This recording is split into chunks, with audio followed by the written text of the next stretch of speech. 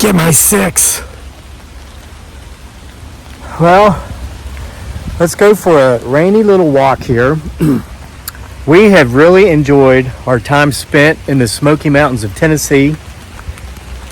And as we walk, be sure to watch behind me, for we never know who or what we may or may not see back here. And I'm going to tell you a story that I shared with my son a couple of days ago. It's very appropriate for a couple of things here. It was effective, and I'm going to tell you the situation my son was in and what brought this story about. Kind of sort of has to do with Smoky Mountains, but also because I believe it will help somebody listening, and it's applicable to a very lofty idea that I've got in my mind. I was inspired by the greatness of Muhammad Ali, the great man, to try to kind of do something great outside of athletics, and that is, as I've been mentioning here on this trip, kind of guiding folks who would be considered a part of the working poor how to get out of that situation. And just to touch on that briefly here, I mentioned in another video, you're always going to have poverty, sadly, because of graft in government and corporations. But secondly, you're also always going to have poverty because there are some people out there who are just never going to work. They're incorrigible. There's nothing that can motivate them because they simply don't want to do it. That's their prerogative. So this won't help those people. But if you're part of the forgotten class, maybe you don't have the highest degrees of education. Maybe you do, but maybe you messed up somewhere along the line, and maybe you have a record. Maybe you, oh no, heaven forbid, smoked a joint once upon a time, and so now nobody will hire you because you live in one of the states where that stuff's still illegal, something like that. Maybe dishonorable discharge from the military. I mean, that's the same as having a felony on your record. It's really hard to get gainful employment if you're in that situation. We are not the mistakes we made in our past, okay? And again, it's not what happens to us in life that's as important as much as how we react to what happens to us in life. So this is a lofty goal. I am already thoroughly researching some of the ways to kind of guide. I mean, there's never been a better time in human history to be able to do more and get more if you want to do more and if you want to get more because of the advent of social media. I'm a guy who tells stories. I either write stories. By the way, we're going to be home very, very soon. You really need to buy October Nights Part 1 from our Etsy store. The link is in the description box below. Because, or The Lunatic, which is now a year old. I posted that earlier on the community page of this channel. I can't believe it's been a year since that book was published. Both very good reads. But Part 2 of October Nights is coming out soon, and so you want to read Part 1 if you missed it. But that's a prime example. I come on here and I tell stories. That's what I do, and social media, YouTube, allows me to take care of my family because of this. Because enough of you watch, and thank you very humbly from the bottom of my heart for being here to make this possible. So there are avenues out of being part of the working poor, which is what I would be if it wasn't for social media. I was telling my family today, more than once I've been homeless in my lifetime, in my adult lifetime. I was ruined financially and emotionally and all this stuff, going through divorce like so many people watching. Had a hard time readjusting after the war in Iraq. There's been multiple times in my life when I've gone through some not very pleasant experiences, and it kind of took me a while to pull myself back up by my bootstraps. So trauma happens to everybody. These bad things happen. But here's the point I'm getting at. I'm going to tell you the story that I told my son, because really it all starts with, okay, if we want more than we currently have, if we want to do more, if we want to earn more money, it all begins with making no excuse ever as to why we're not where we want to be. We've got to get up off our bums and go do the work involved to be where we want to be, okay? No more excuses. And now I'm going to tell you the story. The situation is this. My son, Daniel, who is 11 now, is obsessed with basketball. Unless it's football season, then he's obsessed with football. And so I do the best that I can to help him with his football and his basketball. And we got out there like every day for 5 months straight. Passed football, worked on catching, did all this kind of stuff. And he ended up being the starting quarterback for his football team and the team captain last season. And I want to point out, it's not because he has any sort of natural gift or ability in athletics. It's because he does the work. We literally didn't miss a day of getting out in that field, even when it was winter and it was cold, passing ball for 5 months, okay?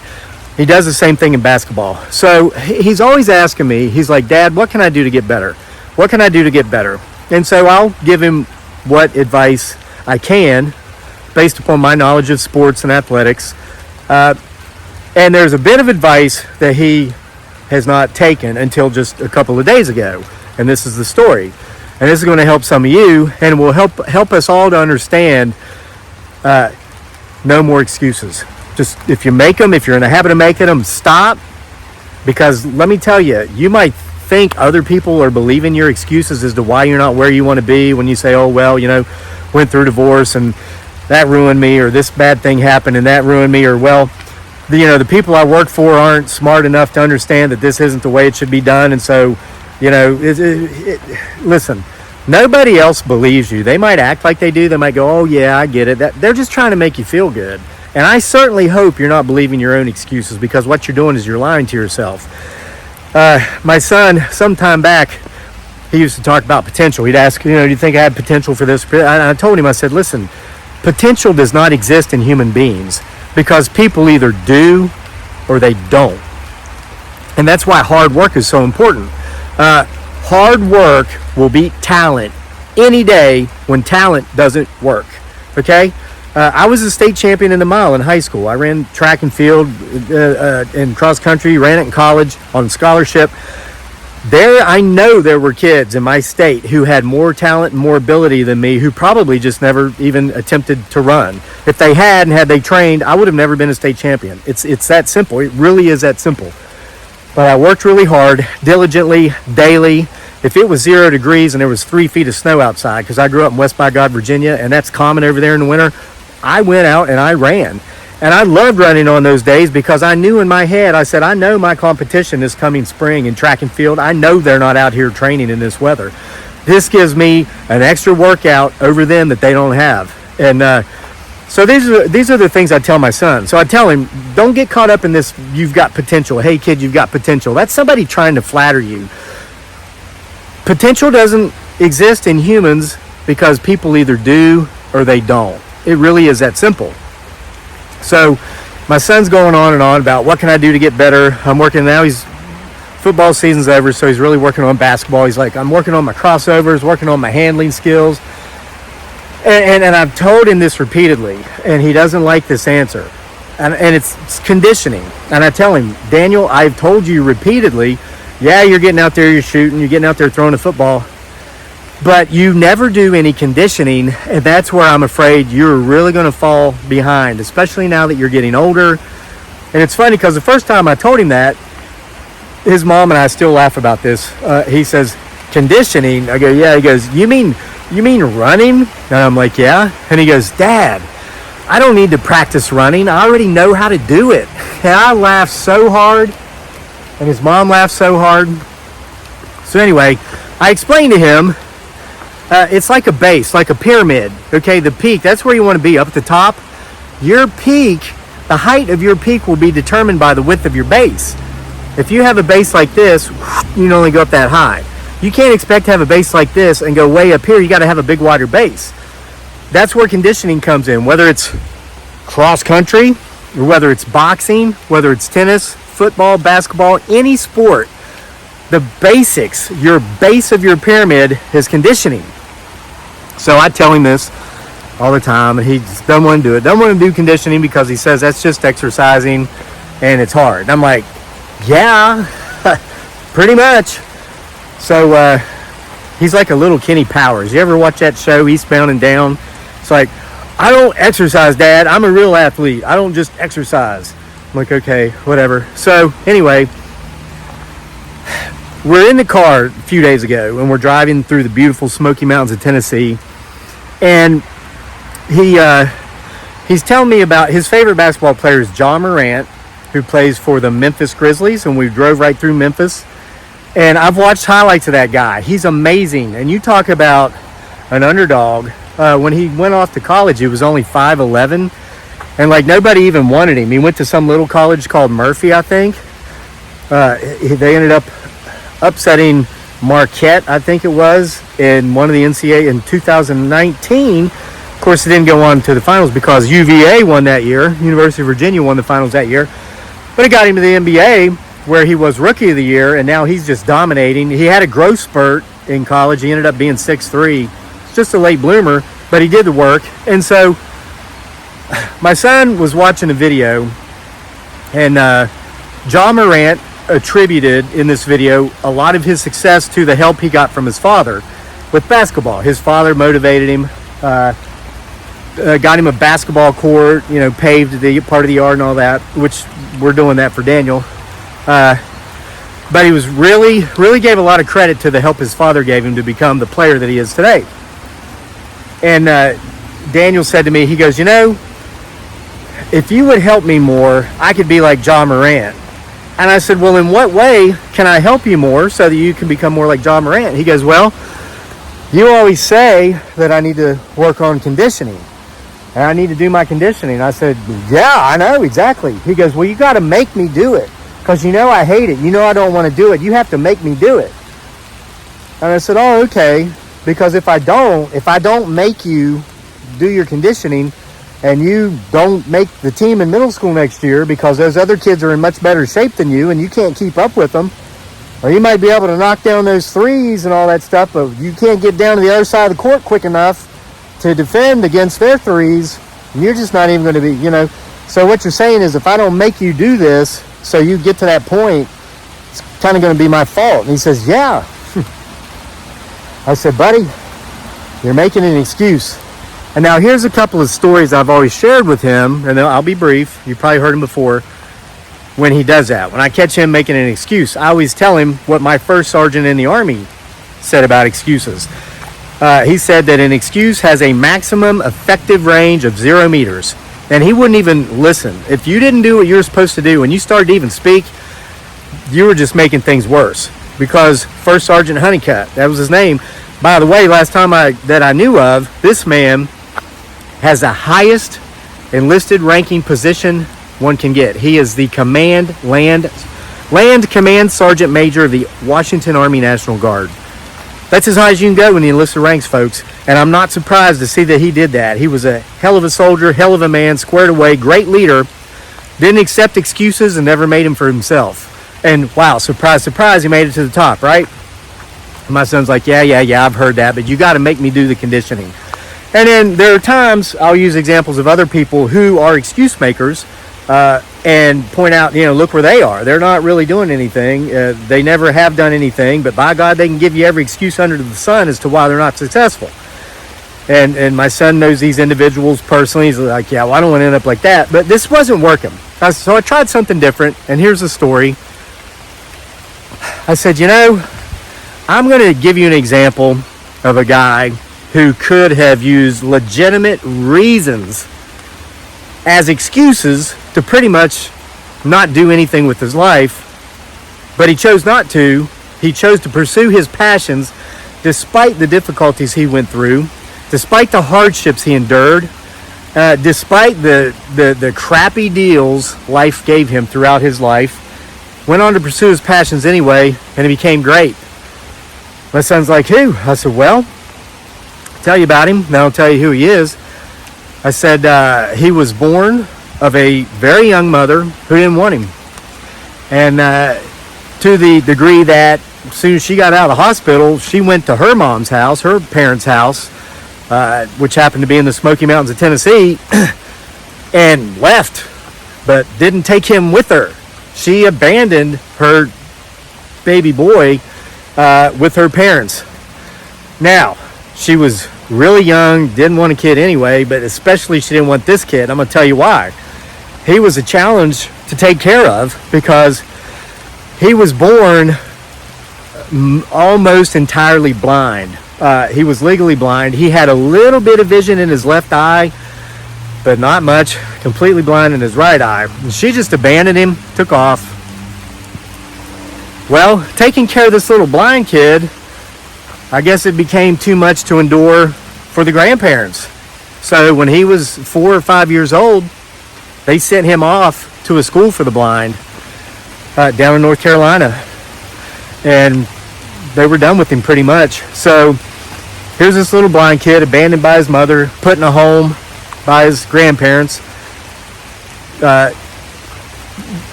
They found that he enjoyed music, and he did have a natural propensity for it. He took to it naturally and easily, but he worked very hard at it. He found something he enjoyed. He found something he could do. He found something he was good at, and he found something that made him feel good when he was doing it. The way playing basketball makes my son feel good. The way when I go running, did 5 miles earlier today, this morning, in the rain. I love it. Love the way it makes me feel. Well, this little boy found out that he felt good when he played his music. He was particularly fond of the piano, though he could play multiple instruments. So by age 5, they start training him in classical piano music. Well, almost 10 years later, when he's 14 years old, he's still at this school. I guess maybe he got a little mouthy, maybe he got a little out of line, and one of the home mothers there at the school, one of the women that worked at the school, took it upon herself to smack him across the face real hard. I guess that's how she felt he should be disciplined for whatever offense he had made. She hit him so hard that what little bit of vision he had left in his left eye was completely gone. She hit him so hard, she completely blinded him. So now, by age 14, this young boy who was abandoned by his birth mother, sent off to a home by his grandparents, was now blinded by one of the home mothers at the home he had been sent off to. Raw deal in life. He didn't let it stop him.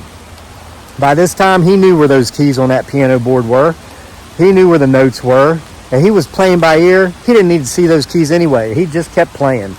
He grew up, he got out of that school, and he decided, I'm gonna be a rock star. I'm gonna go out to Hollywood. I'm gonna go to the LA Strip and play at the Whiskey A Go Go. That's where so many rock stars got their start, you know. So he's there playing, and there's a man in the audience, a man by the name of Charlie Pride. A lot of you folks would remember him. I know we've got an older audience here. Charlie Pride may very well be the first hugely successful black country music singer. Darius Rucker's there now. I loved him, still do. I remember he sang, he was lead singer for Hootie and the Blowfish back in the day, back when I was in college in the 90s. But Charlie Pride was there, and he heard him play, and he said, you know, you should come back to Nashville, Tennessee with me. And the guy's, oh, Tennessee, yeah, I spent time living in the Smoky Mountains of Tennessee, familiar with the area. And he goes, well, you know, come back to Nashville with me, meet my producer, meet some of my musician friends, and you got a good sound, a good voice. I think there's a fit for you there. I think you could find a home in country music. So this young blind man who'd had all these tragedies. I mean, that's tragic. I mean, you talk about, well, went through a divorce, she took all my money. Hey, they took his sight. I mean, it was almost all the way gone by the time he had a congenital disease. He was born almost blind. Nobody wanted him, kept pushing him around. The only place where he could really be cared for at this home for the blind, one of the people working there smacked what little sight he had left out of him. Terrible. He could have used all these reasons as excuses not to succeed, not to do anything. He could have just laid around day drinking all day. Oh, my mom hated me, she abandoned me, grandma threw me in a home, then that old hag down there hit me. But he didn't do it. So he went to Nashville with Charlie Pride. Turned out it was a great fit. And shortly thereafter, he would write a song that would become a huge hit. The song was called It Was Almost Like a Song. And then, of course, a couple years after that, he'd follow that up with the song he's probably most known for. And that's why he came to mind when my son happened to bring this up. In the Smoky Mountains of Tennessee, he wrote a song called Smoky Mountain Rain. You've probably heard it. And if you haven't guessed by now, you know that the man I'm talking about, who's still alive, he's 79. I think he's living down in North Carolina, married, has a daughter. See, and he didn't let those experiences turn his heart to stone. He didn't decide he was going to, for example, hate women because he was abandoned by his mother, thrown into a school by his grandmother, then an old biddy down there slapped him blind. He's very much fell in love with a woman that he chose to marry, and I'm sure he loves his daughter. Talking about a man named Ronnie Millsap. Ronnie Millsap. You can Google him. Watch those songs if you had never heard them. If you have, listen to them again. So I told my son this song, or this story, and then I had my wife Dearly bring up that song, Smoky Mountain Rain, on her iPhone so we could hear it in the car, and they both agreed, wow, that's a beautiful song. And they saw the video. I was driving, so I didn't watch it, and they saw him playing the piano, and they were like, wow, he's blind? I'm like, yeah, he's blind. He's blind, and he's playing that piano, singing that song that he wrote.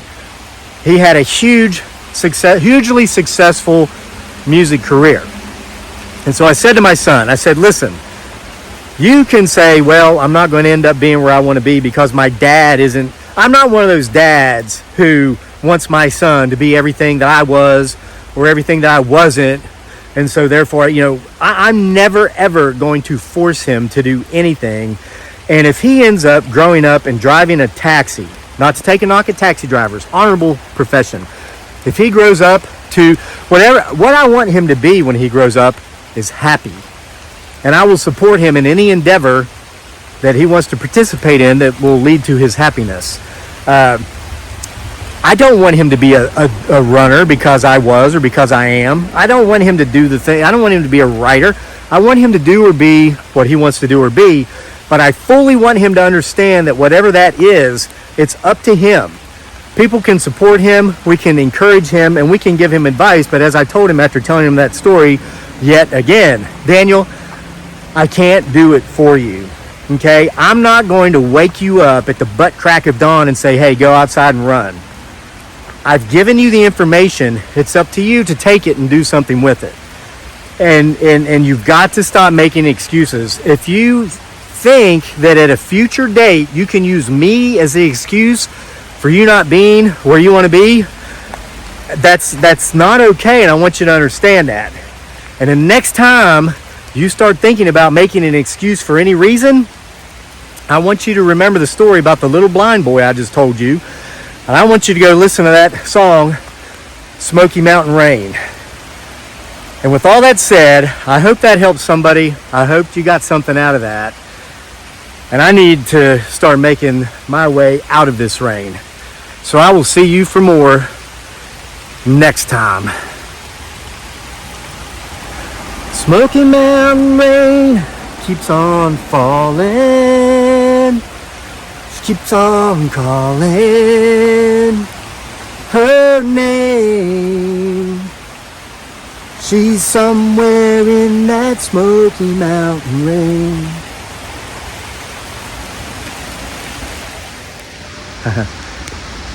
So I was in such a hurry to get out of this rain, I left out the most important part of the story. And it hadn't occurred to me how far down the trail I'd walked anyway. Got a ways to go, so I usually don't have to do this, but I have to make this little part here to put it into the story. The next day, my son, without saying anything and without me saying anything to him, he went running. He went running. And when he was done, I said, wow, you actually did it. You actually went running. He says, yeah, I'm not going to make any more excuses. And then the next day, which was this morning, he went running again. Didn't have to be told. Didn't ask me to tell him. Didn't want me to talk, encourage him into it. He just went out and did it. So it was effective. It was effective in his situation. And again, I hope it's going to be effective in yours. No more excuses. If you've got a goal, and that's how Muhammad Ali lived his life. He didn't go tell other people his goals and see what they thought about it. And of course, he mentioned it. I mean, he didn't hide it. But he didn't care about what other people thought. They'd say, you can't do that. Sonny Liston's going to kill you in 30 seconds. Then years later, George Foreman's going to kill you in the first. He didn't care. He set his goal. He did the work required to achieve the goal, and then he achieved the goal. And he was living proof. He's passed on now. That anybody could do it. Ronnie Millsap is proof that anybody can do it. And the last couple of days, my son has proven to himself anybody can do it. Now that I've told you the end, see you next time.